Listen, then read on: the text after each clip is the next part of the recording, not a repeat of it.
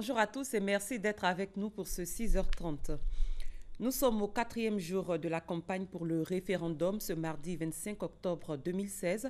Hier, le chef de l'État, accompagné par une forte délégation, était à Yamoussoukro. En présence du président de la République, les rois et chefs traditionnels se sont engagés à voter oui le 30 octobre prochain. Des activités ont été également menées dans le camp de l'opposition. Pour rappel, la campagne référendaire prend fin le 27 octobre prochain.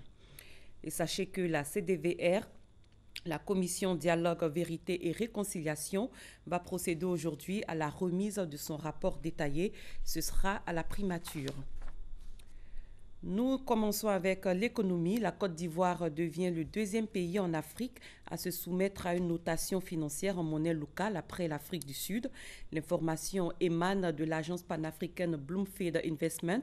Le pays a même obtenu des notes satisfaisantes de A- et A2. Cette nouvelle rassure les investisseurs et opérateurs économiques, nous dit Francis Poifou. La forte mobilisation de capitaux sur les marchés pour financer les projets amène des Ivoiriens à s'interroger sur la capacité de la Côte d'Ivoire à faire face à ses obligations en monnaie locale. Voici la réponse de l'agence de notation financière panafricaine Bloomfield Investment après une étude. La Côte d'Ivoire a obtenu les notes suivantes. A- à long terme. Le long terme, c'est la capacité de rembourser au-delà d'1 an. Et le court terme, A2, sa capacité et la volonté de rembourser à moins d'1 an. Ça donne aujourd'hui à la Côte d'Ivoire l'opportunité de montrer sa qualité de crédit dans sa propre monnaie. Quelques facteurs clés qui montrent la bonne santé économique de la Côte d'Ivoire. Des recettes fiscales en progression qui permettent de soutenir les prévisions budgétaires. Une bonne capacité du gouvernement à réformer, notamment pour l'amélioration de l'environnement des affaires. Ces notes A- à long terme et A2 à court terme sont valables pour 1 an et peuvent changer en fonction des faiblesses. La Côte d'Ivoire est le premier pays francophone à évaluer sa capacité financière en monnaie locale et le deuxième sur le continent après l'Afrique du Sud. Nous restons en économie. Plus de 6 milliards de nos francs ont été dépensés cette année pour les missions et conférences. C'est ce qu'il ressort d'une rencontre bilan. Elle a regroupé des agents comptables, contrôleurs budgétaires, en somme tous les acteurs impliqués dans le circuit d'exécution de la dépense publique. Lansine Bakayoko, Adama Koni. Les 6 milliards 200 millions de francs CFA consentis à l'organisation des missions et conférences en 2016 sont repartis comme suit. 3 milliards 700 millions pour les missions hors du pays et 2 milliards 500 millions pour les ateliers et missions en Côte d'Ivoire. Quoi qu'important, la problématique ici n'est pas le montant. La problématique, c'est de faire une analyse par rapport à l'efficacité d'ensemble. Nous voulons que nos concitoyens aillent en mission dans de très bonnes conditions, mais nous voulons surtout que les ressources qui sont allouées aux missions soient gérées dans les conditions les plus appropriées possibles.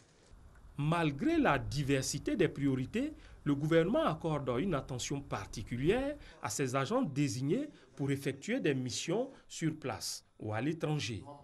D'où l'amélioration des circuits administratifs. Aujourd'hui, nous notons avec satisfaction que les dossiers des conférences et missions à l'étranger, notamment les communications au Conseil des ministres, sont gérés de façon très rapide. Par exemple, au ministère du Budget, les communications adossées à des missions prévues sont traitées en moins de 48 heures. Et ensuite, la gestion financière est beaucoup plus efficace parce que les dispositions mises en œuvre permettent de mettre à la disposition des agents les ressources financières pour les missions.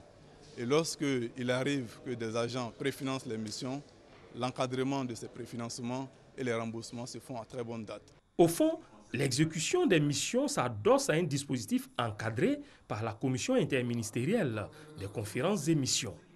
Le calendrier qui regroupe l'ensemble des activités à conduire au cours de l'année en constitue le document de référence.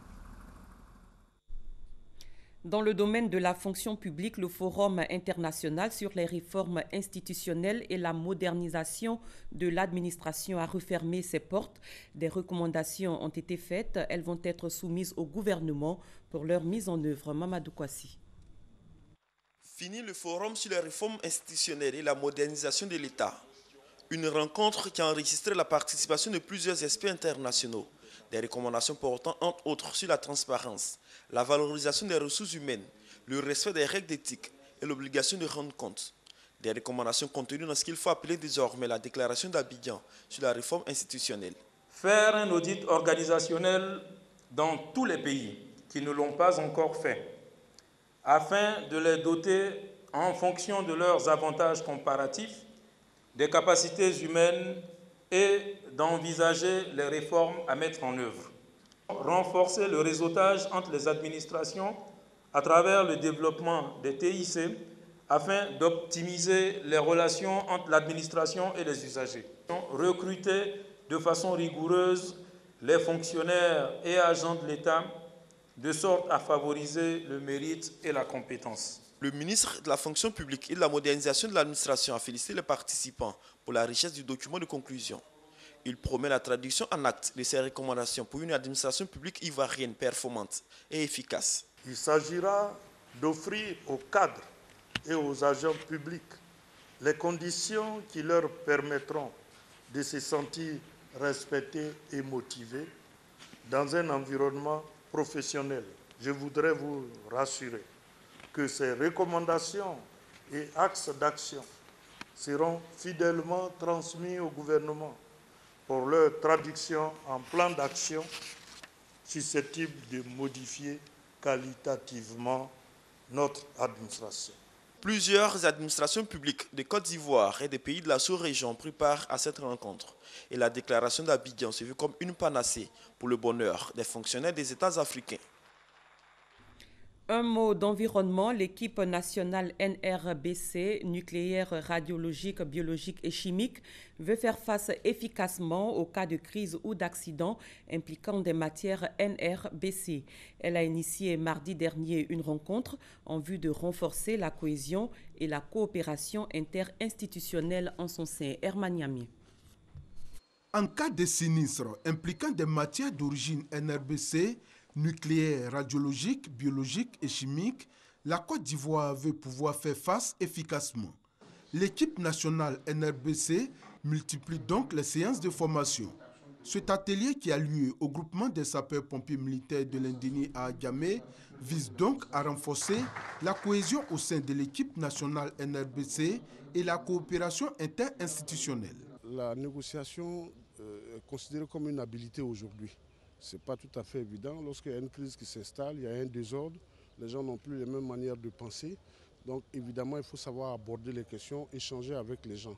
Donc comment rendre les membres du comité national capables de mieux négocier, voilà l'objectif de l'atelier qui nous réunit ici ce matin. Et surtout de pouvoir mettre des bonnes stratégies de communication interservices en place. La Côte d'Ivoire, dans la mise en œuvre de sa stratégie nationale de gestion des risques et menaces de crise ou accidents impliquant des matières d'origine NRBC, bénéficie du soutien de l'Union européenne. Vous avez ici en Côte d'Ivoire un programme de mise en place d'une protection civile et d'extension des corps de sapeurs-pompiers, mais aussi de protection civile plus globalement sur l'ensemble du territoire. L'année dernière, déjà, j'ai pu constater que l'ambassade de France, pays membre de l'Union européenne, participe activement à ce programme et l'Union européenne maintenant va aussi mettre beaucoup d'argent sur ce programme. Lancée en 2010 par l'Union européenne, l'initiative des centres d'excellence NRBC a pour but, entre autres, d'accompagner les institutions et experts locaux des pays partenaires membres du réseau dans le développement d'une culture du risque, de sûreté et de sécurité face aux menaces ou risques provenant spécifiquement des matières d'origine NRBC. Parlons développement. Les jeunes du royaume de Tiapoum ont été sensibilisés récemment aux valeurs de développement. C'est une initiative des cadres de la région. Cette séance de sensibilisation vise à amener ces jeunes à adopter un comportement digne et responsable, toute chose qui permettrait le progrès du royaume. Parga Sorokoni. La dignité, le travail, la solidarité, l'entraide. Ce sont entre autres valeurs que doivent désormais adopter les Adouvlais. Les jeunes du royaume Adouvlais situés dans le département de Tiapoum, dans la région du Sud Comoé. Ces jeunes ont été sensibilisés sur l'importance de ces valeurs par des cadres de la région. Une fois mises en pratique, selon eux, ces valeurs pourraient permettre le développement et le progrès du département. Et c'est le village de Malamalakro qui a servi de cadre pour cette rencontre. Kamara Bakari et Sissé Aboubakari, cadres de la région, les ont ensuite exhortés à être des jeunes dignes et responsables, donc des Adouvlais nouveaux. Ils n'ont pas manqué de les encourager et de les inviter à accompagner la politique du président de la République, Alassane Ouattara, et de son gouvernement. Pour eux, la violence et les conflits intercommunautaires sont à éviter pour le bonheur de la population du royaume adouvlais. Dans le royaume de l'Adouvlais, la pêche est une activité favorable aux populations vu sa proximité avec la lagune, mais également l'agriculture. Les conditions climatiques sont aussi clémentes, des richesses qui doivent profiter aux jeunes du royaume adouvlais. C'est pourquoi ils leur ont demandé de se mettre résolument au travail en vue d'apporter leur contribution non seulement au développement du département de Tiapoune, mais aussi de toute la Côte d'Ivoire. Un match de gala auquel ont participé les cadres du département et les jeunes du royaume adouvlais a mis fin à cette rencontre de sensibilisation. Le 8e jeu de la francophonie, c'est pour juillet 2017. Le comité international et le comité national de ces jeux sont à pied d'œuvre pour le bon déroulement de cet événement. Ces deux comités se sont entretenus avec les différents partenaires techniques sur les dispositifs de production et de transmission. Franck Wadiou. 20e mission du comité international des jeux de la francophonie. La délégation venue échanger avec le comité national des jeux, ceux du 21 au 30 juillet 2017, sur les dispositions pratiques de la couverture médiatique de l'événement. La réunion de ce 24 octobre est la première étape d'une série de rencontres avec les différents opérateurs techniques. Ces rencontres se feront en 2 étapes. En premier lieu, l'évaluation des besoins en ressources humaines et matérielles, ainsi que les aspects production, réalisation, montage, sans oublier la disponibilité des différents sites de compétition et le centre international média. La seconde étape consistera à l'accueil des principaux partenaires médias. Avec Mahaman Lawan Seriba, chef de la délégation du comité international, plusieurs experts et producteurs dans le domaine production, réalisation, sport et culture, ils ont noté leur satisfaction et se disent disposés à apporter leur assistance technique à l'équipe radio-télédiffuseur haute qui, notons-le, est la tâche dévolue à la radio-télévision ivoirienne RTI. L'objectif de la rencontre, être prêt dans les délais et présenter une copie conforme aux règles et chartes internationales. Une attente aussi pour les 500 millions de téléspectateurs, voire plus, qui vivront ces jeux relayés par 700 journalistes venus du globe. La 20e mission du Comité international des jeux de la francophonie prend fin le 28 octobre prochain.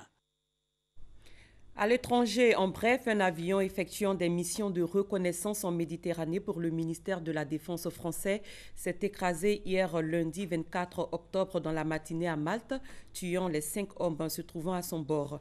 L'appareil a décollé vers 7h20 heure locale de l'aéroport international de Malte, mais a piqué vers le sol quelques secondes plus tard, s'écrasant dans une boule de feu. Plusieurs enquêtes ont été ouvertes, dont une interne, pour déterminer les causes de l'accident. Cette fois, en bref et en images, les migrants ont commencé à évacuer la jungle de Calais. 6500 migrants sont appelés à quitter ce bidonville situé dans le nord de la France.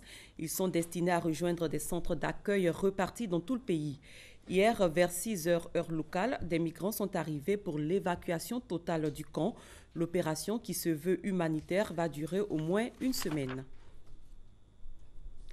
Nouvelle action des Polonaises pour défendre leur droit à l'avortement. 3 semaines après avoir fait plier le pouvoir sur un projet de loi ultra restrictif, les femmes sont de nouveau descendues dans la rue à travers le pays. Elles réclament le droit à l'égalité entre hommes et femmes ainsi qu'à un État laïque. C'est la fin de ce 6h30. Merci de votre aimable attention. Très bon début de journée à tous et à toutes.